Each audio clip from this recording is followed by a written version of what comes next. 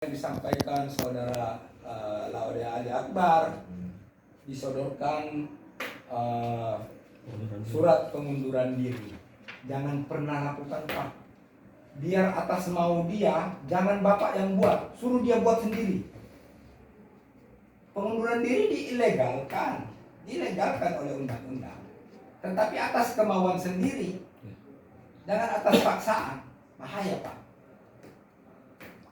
Arahnya nanti bisa lari ke pidana, karena itu mengintimidasi. Jangan dilakukan itu.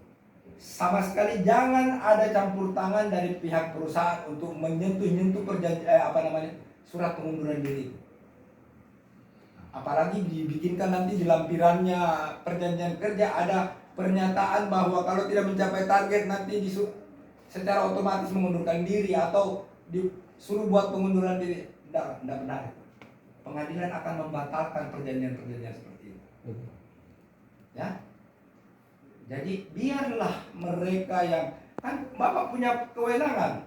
Ada proses pembinaan. SP1, SP2, SP3 itu adalah proses pembinaan yang diberikan kewenangan kepada perusahaan untuk melakukan pembinaan kepada pekerjanya yang tidak performan atau tidak performanya menurun. Orang kadang-kadang naik, kadang-kadang turun. Ini manusia seperti itu, Pak.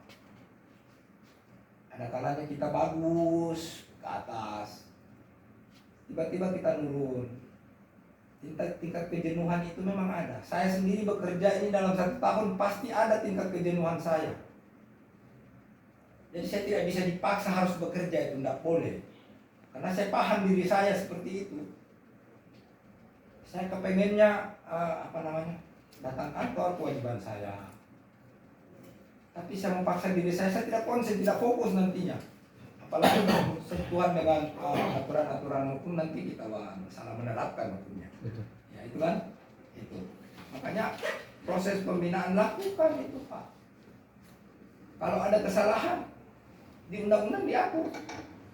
Nah, orang yang masuk penjara, saya sudah masuk penjara ini, Pak.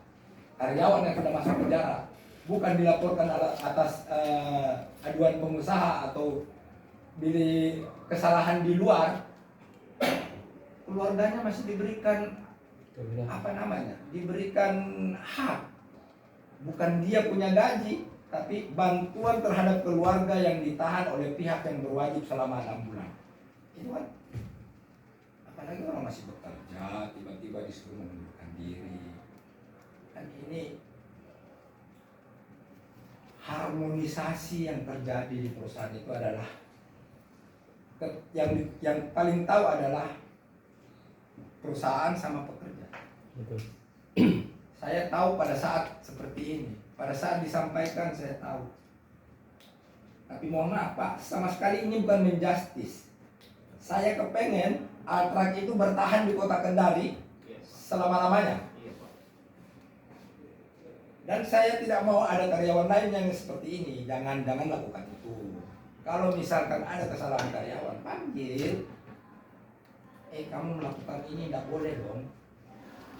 Nah, nanti kita tentukan di peraturan perusahaan apa-apa pelanggaran yang tidak boleh dilakukan. Kan itu ada tata tertib. Mediasi. Iya, bipartit namanya, Pak. Kenapa saya suruh bipartit pertama?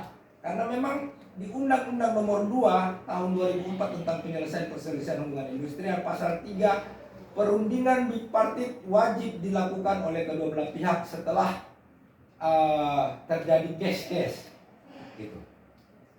Makanya saya kembalikan, lakukan dulu perundingan. Teman-teman dari provinsi yang memberikan saran untuk lakukan perundingan. Karena awal pertama dia mengadu ke Dinas Tenaga Provinsi, tapi karena wilayah kami di sini Kota Kendari, maka dia kembalikan ke sini.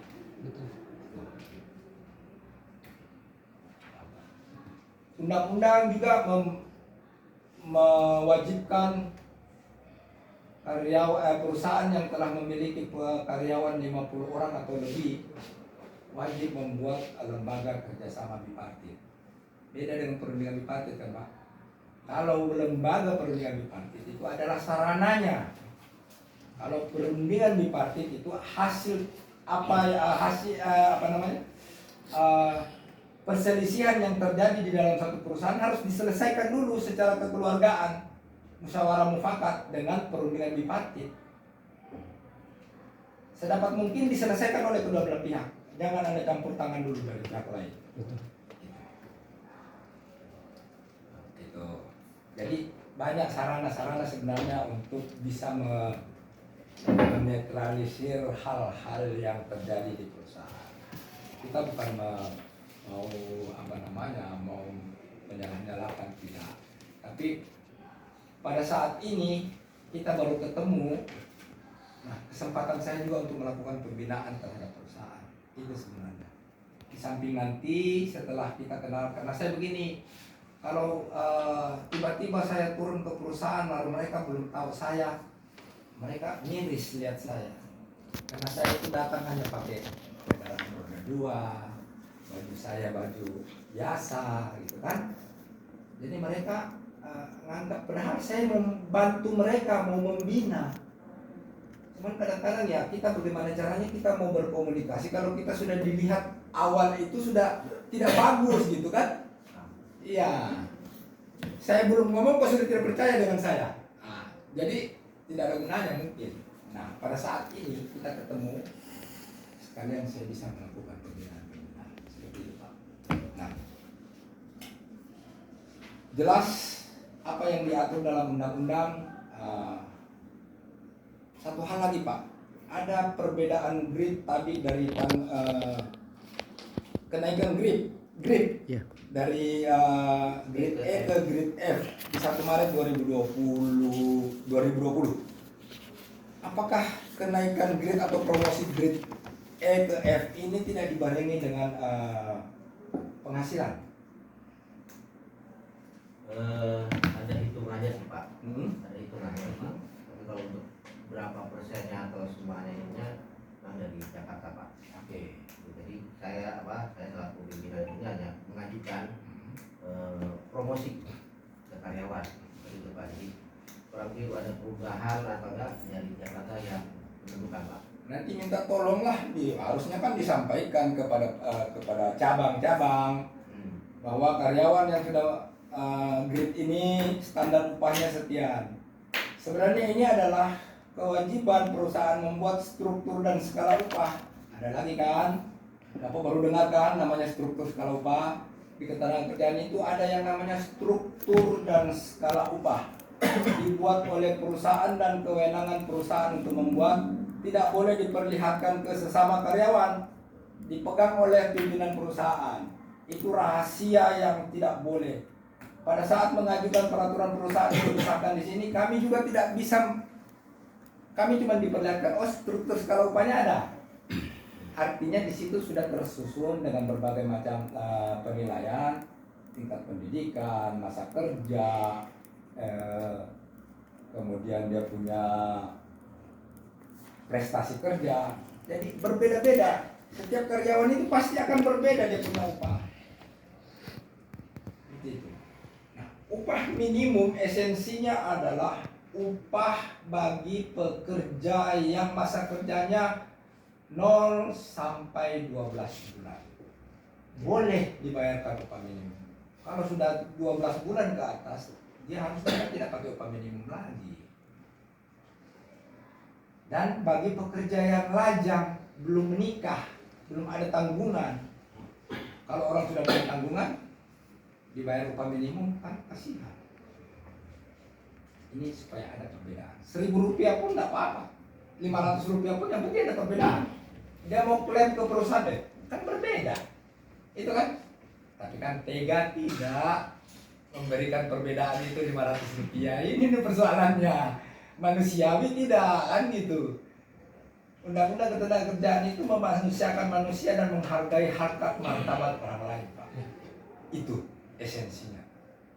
Itu rohnya Undang-Undang Ketenagakerjaan. Ya. Oke. Nanti minta tolong kita untuk menghitung dia punya mau menghitung hak-haknya Pak Ali Akbar, karena mungkin ya ini hubungan kerja sudah tidak harmonis lagi dan sudah tidak mungkin lagi dilanjutkan. kalau saya lihat kondisinya ini bisa sih kita mendamaikan secara tapi kan sudah ada rasa tidak nyaman di situ. Jadi apa gunanya? Ya kalau menurut saya ya selesaikan saja hak dia. Supaya dia bisa mumpung umurnya belum sampai 40 nih, dia masih bisa cari pekerjaan lain gitu, ya kan? Nah, Pak Ali Akbar, kira-kira tuntutannya seperti apa sih?